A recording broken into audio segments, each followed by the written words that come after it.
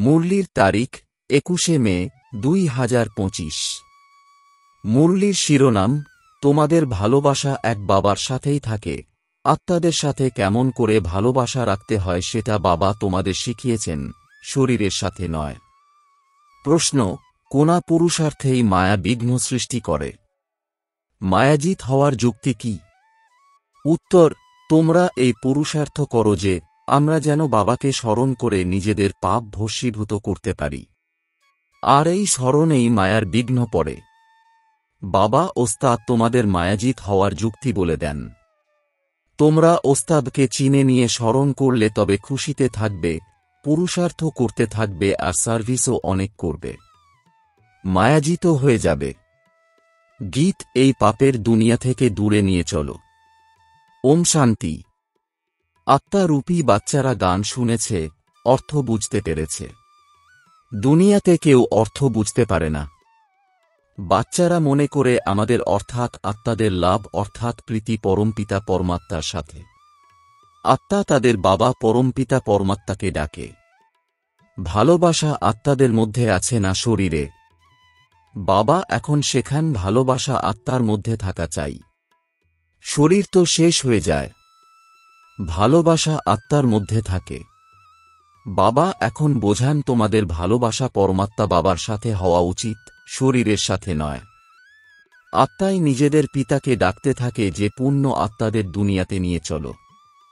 তোমরা মনে করো আমরা পাপ আত্মা ছিলাম, এখন আবার পুণ্য আত্মা হয়ে উঠছি।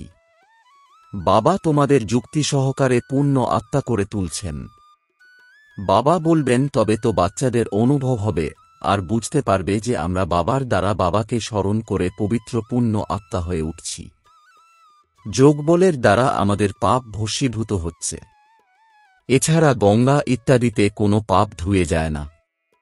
মানুষ গঙ্গা স্নান করে শরীরের মাটি ঘষে পরিষ্কার করে, কিন্তু ওতে কোনো পাপ ধুয়ে যায় না। আত্মার পাপ যোগবলের দ্বারাই নির্গত হয়। খাদ নির্গত হয়, এটা তো বাচ্চারাই বুঝতে পারে আর সুনিশ্চিত হয় আমরা বাবাকে স্মরণ করলে তবে আমাদের পাপ ভস্মীভূত হবে। দৃঢ় নিশ্চয় থাকলে তবে তো আবার পুরুষার্থ করা উচিত যে না। এই পুরুষার্থেই মায়া বিঘ্ন সৃষ্টি করে। মায়া শক্তিমানের চেয়েও আরও বেশি শক্তিশালী হয়ে লড়াই করে। কাঁচা যে তার সাথে কি আর লড়াই করবে? বাচ্চাদের প্রতি নিয়ত এটা লক্ষ্য রাখতে হবে যে আমাদের মায়াজিৎ জগতজিৎ হয়ে উঠতে হবে। মায়াজিৎ জগতজিতের অর্থ কেউ বোঝে না। এখন তোমাদের অর্থাৎ বাচ্চাদের বোঝানো হয় তোমরা কিভাবে মায়ার উপর বিজয় প্রাপ্ত করতে পারো।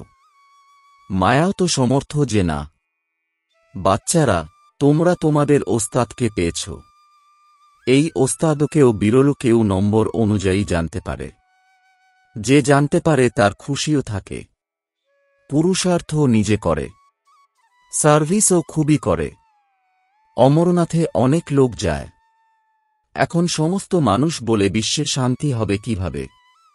এখন তোমরা সবাইকে যুক্তি সহকারে বলো যে সত্যযুগে সুখশান্তি কেমন ছিল। সমগ্র বিশ্বের শান্তি ছিল। এই লক্ষ্মীনারায়ণের রাজ্য ছিল, আর কোনো ধর্ম ছিল না। আজ থেকে 5000 বছর পূর্বে যখন কিনা সত্যযুগ ছিল, আবারও তো অবশ্যই সৃষ্টিচক্র আবর্তিত হবে। চিত্র দ্বারা তোমরা একদম স্বচ্ছভাবে বলো পূর্বকল্পেও এরকম চিত্র তৈরি হয়েছিল। প্রতিনিয়ত ইমপ্রুভমেন্ট অর্থাৎ উন্নতি হয়ে চলেছে বলে বাচ্চারা চিত্রতে তিথি তারিখ লিখতে ভুলে যায়।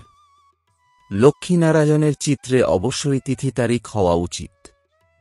তোমাদের অর্থাৎ বাচ্চাদের বুদ্ধিতে বসে আছে যে কিনা যে আমরা স্বর্গবাসী ছিলাম, এখন আবার হতে হবে। যে যত পুরুষার্থ করে ততই উচ্চ পদ প্রাপ্ত করে। তোমরা এখন বাবার দ্বারা জ্ঞানের অথরিটি হয়েছ। এখন ভক্তি নিঃশেষিত হওয়া উচিত। সত্যযুগত্রেতাতে কি আর ভক্তি থাকবে? পরে অর্ধকল্প ভক্তি চলে। বাচ্চারা, এটাও এখন তোমরা বুঝতে পারো। অর্ধকল্প করে রাবণ রাজ্য শুরু হয়। সমগ্র খেলা তোমাদের অর্থাৎ ভারতবাসীদের সাথে। 84 জন্মের চক্র ভারতেই আবর্তিত হয়। ভারতই হল অবিনাশী ভূখণ্ড অর্থাৎ দেশ। এটাও কি আর আগে জানা ছিল? লক্ষ্মীনারায়ণকে গডডেস বলা হয় না যে। কত উচ্চ পদ আর পড়াশোনা কত সহজ। এই 84 জন্মের চক্র সম্পূর্ণ করে আমাদের আবার ফিরে যেতে হবে। 84 জন্মের চক্র বললে বুদ্ধি উপর দিকে চলে যায়। এখন তোমাদের পরম লোক, সূক্ষ্ম লোক, স্থূল লোক সব স্মরণে আছে। আগে কি আর জানতে সূক্ষ্ম লোক যে কি? এখন তোমরা বুঝতে পারো ওখানে কিভাবে মুভিতে কথাবার্তা বলে। মুভি বায়োস্কোপও বেরিয়েছিল। তোমাদের বোঝানো সহজ ছিল। Silence movie talkie. তোমরা সকলেই জানো যে লক্ষ্মীনারায়ণের রাজ্য সমেত এখনো পর্যন্ত সমগ্র চক্র বুদ্ধিতে আছে। তোমাদের গার্হস্থ্য জীবনে থেকে এটাই যেন আকর্ষণ থাকে যে আমাদের পবিত্র হতেই হবে। বাবা বোঝান গার্হস্থ্য জীবনে থেকেও এই পুরানো দুনিয়ার প্রতি মায়ামমতা নিশ্চিহ্ন করো। যদি বাচ্চা ইত্যাদি সমলা তবুও, কিন্তু বুদ্ধি বাবার দিকে থাকুক। বলে না, হাতে কাজ করলেও বুদ্ধি বাবার দিকে থাকে। বাচ্চাকে খাওয়াও, পান করাও, স্নান করাও তো বুদ্ধিতে যেন বাবার স্মরণ থাকে, কারণ জানো যে শরীরের উপর পাপের বোঝা অনেক, তাই বুদ্ধি বাবার প্রতি থাকুক। ওই প্রিয়তমকে খুবই স্মরণ করতে হবে। প্রিয়তম বাবা তোমাদের অর্থাৎ সকল আত্মাদের বলেন আমাকে স্মরণ করো। এই পাঠও এখন চলছে, আবার 5000 বছর পরে চলবে। বাবা কত সহজ যুক্তি বলেন, কোনো কষ্ট নেই। কেউ তো বলে আমি এটা করতে পারবো না, আমার অনেক কষ্ট হয়, স্মরণের যাত্রা খুবই মুশকিলের। আরে তোমরা বাবাকে স্মরণ করতে পারছো না, বাবাকে কি ভোলা উচিত? বাবাকে তো খুব ভালো করে স্মরণ করা দরকার, তবে বিকর্ম বিনাশ হবে আর তোমরা এবার হেলদি হবে। তা না হলে হবে না। তোমাদের আদেশ খুবই ভালো, 1 ডোজের প্রাপ্ত হয়। 1 ডোজ ওষুধ হয় যে না। আমি গ্যারান্টি দিচ্ছি এই যোগবলের দ্বারা তোমরা 21 জন্মের জন্য কখনো রোগী হবে না। শুধুমাত্র বাবাকে স্মরণ করো। কত সহজ যুক্তি। ভক্তি মার্গে স্মরণ করতে না জেনে। এখন বাবা বসে বোঝান, তোমরা বুঝতে পারো যে আমরা কল্পপূর্বেও বাবা আপনার কাছে এসেছিলাম, পুরুষার্থ করতাম। সুদৃঢ় বিশ্বাস এসে গেছে। আমরাই রাজত্ব করতাম, আবার আমরা সেটা হারিয়েছি। আবার বাবা এসেছেন, ওনার থেকে রাজ্যভাগ্য নিতে হবে। বাবা বলেন আমাকে স্মরণ করো আর রাজত্বকে স্মরণ করো। মনমনা ভব। অন্তিমকালে যেমন মতি, তেমনই গতি হয়ে যাবে। এখন নাটক সম্পূর্ণ হচ্ছে, ফিরে যাব। বাবা এসেছেন সকলকে নিয়ে যেতে, যেমন বর বধূকে নিয়ে যেতে আসে। ব্রাইডস খুব খুশি হয়, আমি নিজের শ্বশুরালয়ে যাচ্ছি। তোমরা সকলে হলে সীতা, এক রামের। রামই তোমাদের রাবণের জেল থেকে ছাড়িয়ে নিয়ে যায়। লিবারেটর অর্থাৎ মুক্তিদাতা হলেন একই, রাবণ রাজ্য থেকে লিবারেট করেন। বলেনও এটা হলো রাবণ রাজ্য, কিন্তু যথারীতি বোঝে না। এখন বাচ্চাদের বোঝানো হয়, অন্যদের বোঝানোর জন্য খুবই ভালো ভালো পয়েন্টস দেওয়া হয়। বাবা বুঝিয়েছেন, এটা লিখে দাও যে পূর্বকল্পের মতো বাবা বিশ্বে শান্তি স্থাপন করছেন। ব্রহ্মা দ্বারা স্থাপনা হচ্ছে। বিষ্ণুর রাজ্য ছিল তো তখন শান্তি ছিল। বিষ্ণুই লক্ষ্মীনারায়ণ ছিলেন, এটাও কি আর কেউ বোঝে? বিষ্ণু আর লক্ষ্মী, নারায়ণ আর রাধাকৃষ্ণ পৃথক পৃথক মনে করে। এখন তোমরা বুঝতে পারো, সদর্শন চক্রধারীও হলে তোমরাই। শিব বাবা এসে সৃষ্টি চক্রের জ্ঞান প্রদান করেন। ওনার দ্বারা আমরাও মাস্টার জ্ঞান সাগর হয়ে উঠেছি। তোমরা যে হলে জ্ঞানের নদী। এটা তো বাচ্চাদেরই নাম হল। ভক্তি মার্গে মানুষ কত স্নান করে, কত উদ্দেশ্যহীনভাবে ঘোরে। অনেক দান পুণ্য ইত্যাদি করে, বিত্তশালীরা তো অনেক দান করে, সোনাও দান করে। তোমরাও এখন বুঝতে পারো যে আমরা কত উদ্দেশ্যহীনভাবে ঘুরতাম। এখন আমরা তো কেউ হঠাৎ যোগী নই, আমরা তো হলাম রাজযোগী। পবিত্র গৃহস্থ আশ্রমের ছিলাম, আবার রাবণ রাজ্যে অপবিত্র হয়েছি। ড্রামা অনুসারে বাবা আবার গৃহস্থ ধর্ম তৈরি করছেন, আর কেউ তৈরি করতে পারে না। মানুষ তোমাদের বলে যে তোমরা সবাই পবিত্র হলে দুনিয়া চলবে কিভাবে? বলো, এত সব সন্ন্যাসী পবিত্র থাকে, এরপরেও কি আর দুনিয়া বন্ধ হয়ে গেছে কি? আরে সৃষ্টি এত বড় হয়ে গেছে, খাওয়ার জন্য চাল ডালও নেই, আর সৃষ্টি আবার কি বাড়াবে? এখন তোমরা অর্থাৎ বাচ্চারা বুঝতে পারো, বাবা আমাদের সম্মুখে হাজির, প্রমাণ সমেত, কিন্তু ওনাকে এই চোখের দ্বারা দেখা যেতে পারে না। বুদ্ধি দিয়ে জানা যায়, বাবা আমাদের অর্থাৎ আত্মাদের অধ্যয়ন করান, প্রমাণ সহ উপস্থিত। যারা বিশ্ব শান্তির কথা বলে তাদের তোমরা বলো শান্তি তো বাবা করাচ্ছেন। ওর জন্যই পুরানো দুনিয়ার বিনাশ সামনে দাঁড়িয়ে আছে, ৫,০০০ বছর পূর্বেও বিনাশ হয়েছিল। এখনও এই বিনাশ সামনে দাঁড়িয়ে, এরপর বিশ্বে শান্তি হয়ে যাবে। বাচ্চারা, এখন তোমাদের বুদ্ধিতে এই ব্যাপারটা আছেই। দুনিয়াতে কেউ জানে না, কেউ নেই যার বুদ্ধিতে এই কথা আছে। তোমরা জানো যে সত্যযুগে সমগ্র বিশ্বের উপর শান্তি ছিল। এক ভারত ভূখণ্ড অর্থাৎ দেশ ব্যতীত আর কোনো অন্য ভূখণ্ড ছিল না। এখন কত ভূখণ্ড অর্থাৎ দেশ আছে। এখন এই খেলারও শেষ চলছে।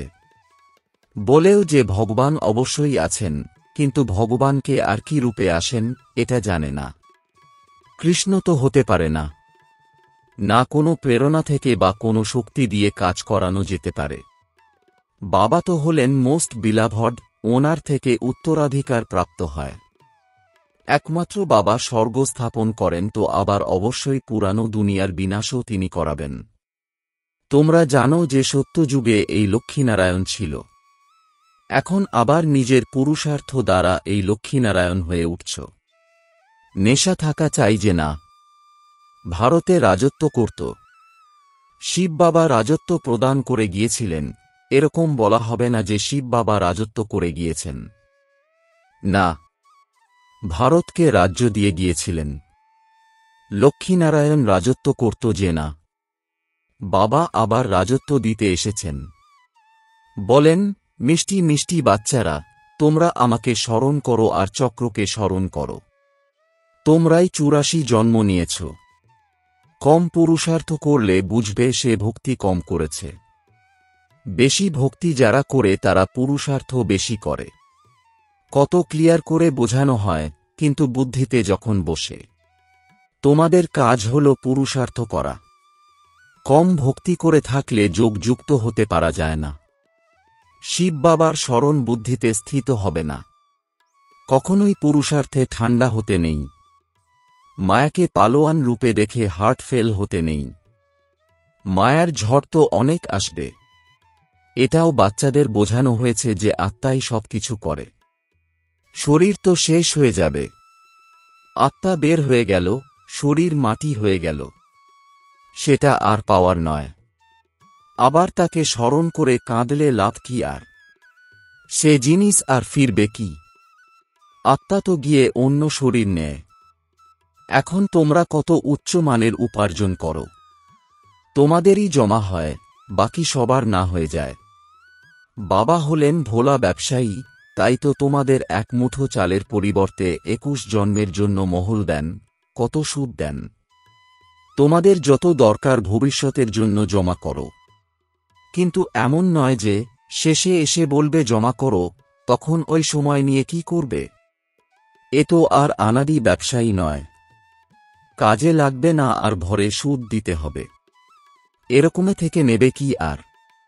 তোমাদের এক মুঠো চালের বদলে মহল প্রাপ্ত হয়ে যায়। কত সুদ প্রাপ্ত হয়।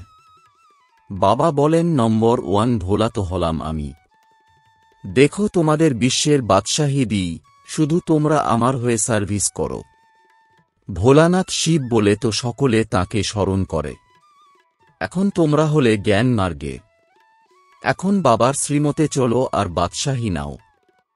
বলেও যে বাবা আমরা এসেছি বাদশাহী নিতে, তাও আবার সূর্যবংশে। আচ্ছা তোমাদের মুখ মিষ্টি হোক।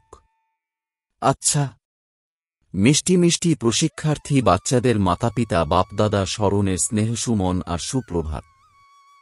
আত্মাদের পিতা তাঁর আত্মারূপী বাচ্চাদেরকে জানাচ্ছেন নমস্কার। ধারণার জন্যে মুখ্য সার।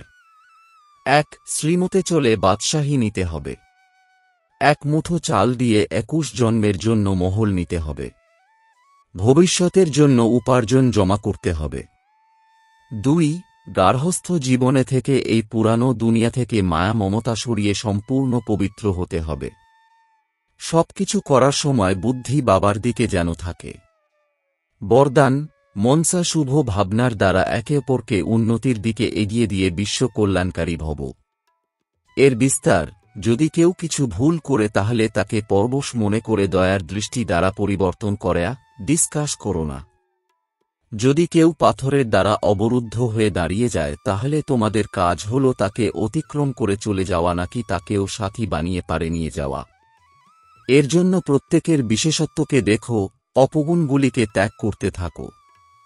এখন কাউকে বাণীর দ্বারা সাবধান করার সময় নয়, মনসা শুভ ভাবনা দ্বারা একে অপরের সহযোগী হয়ে এগিয়ে চলো আর অন্যদেরকেও এগিয়ে দাও, তখন বলা হবে বিশ্ব কল্যাণকারী। স্লোগান দৃঢ় সংকল্পের বেল্ট বেঁধে নাও, তাহলে সিটের জন্য আপসেট হবে না। ওম শান্তি।